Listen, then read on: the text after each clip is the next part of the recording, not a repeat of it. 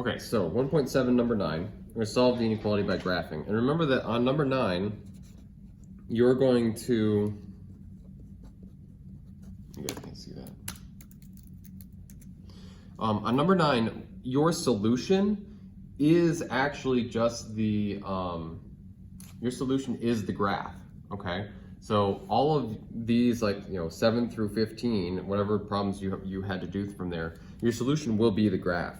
So you should have graphs for all of them. So, but anyway, so we also have this 3y plus x is greater than -6.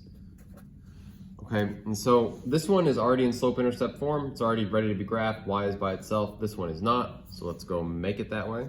So minus x, and I get 3y is greater than -6 minus x. Okay, divide both sides by 3. And I get y is greater than, so -6 divided by 3 is -2, minus, this is a 1 right here, so minus 1/3 x. Students that miss stuff in, as I was looking through the assignment checks, if they miss stuff, it was quite often because they put decimals in place of the fractions. Just leave your stuff as fractions, because like if you turn this into a decimal, you'll have to round. And so students were getting answers that didn't match in the assignment check, but they were like really close. That was the problem.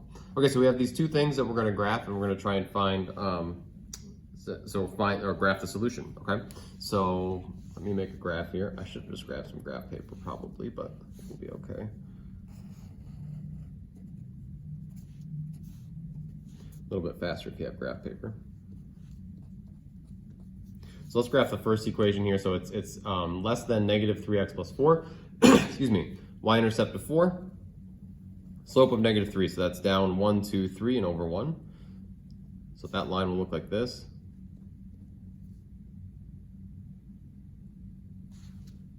More or less. And it's less than, so it will be below that line. A little bit hard to see what below is, but it's going to be this side of the line, I think.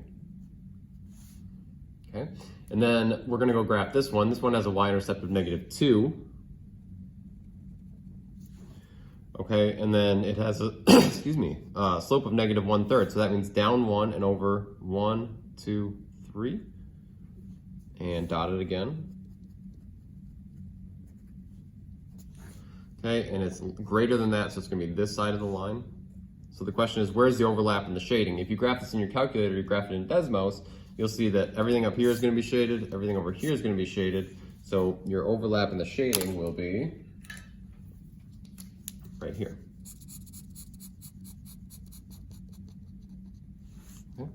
And again, that is the solution, right? This question is asking you, given these two inequalities, what x and y values make both of them true or work in both of them? It's like, well, there's a lot of them. Well, which infinite number of them is it? It's this, all of these points that are in this area over here. So your graph is actually the solution.